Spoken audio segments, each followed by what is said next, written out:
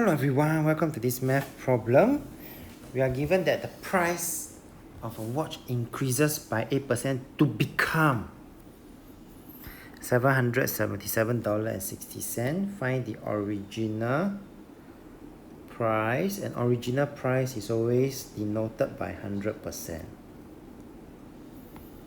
So now I know that you will therefore see that I will use, because increase by 8%, right? What is 100 plus 8? Smart.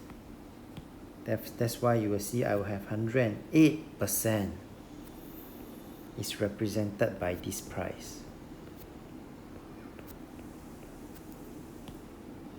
Because this price is, this one comes from 100 plus 8.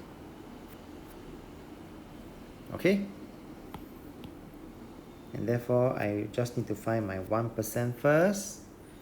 777.60 over 108. You can leave it like this for the time being. And I'm going to find my 100%, which will be this times 100. And that will give me a value of $720. And this being 100%, I have gotten my original price of the watch. So this could be one way to write it down, bracket original price of the watch.